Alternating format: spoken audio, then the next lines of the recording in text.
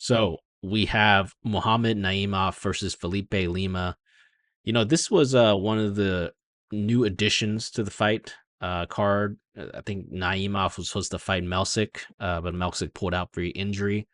Let's look at the odds for this fight. So we have Naimov opened up at a minus 250 and instantly kind of became a dog here. So that's a little interesting right there.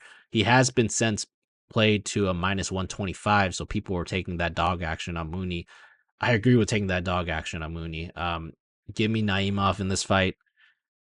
There's a lot of hype around Lima. I mean, after watching some of his fights, I do think that the hype is somewhat warranted. He's a solid striker, grappler, just very few weaknesses in his game. I think he's a really well-rounded fighter.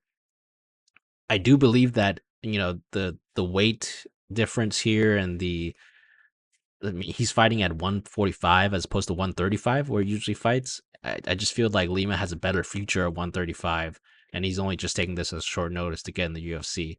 Um, Lima's going to be the quicker fighter here, but I see a fair amount of grappling in this fight, and I just think that Naimov's size will be a huge factor down the stretch.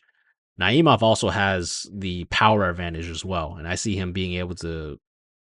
I see him having more finishing equity here than Lima, so I actually see that this fight is probably going to go similar to how Naimov beat Nathaniel Wood. And Nathaniel Wood's a very similar fighter to Lima in size and stature, also somewhat a skill set as well. So I think Naimov's just going to be too big, too powerful for Lima, especially in his UFC debut, going up weight. Give me Naimov via decision.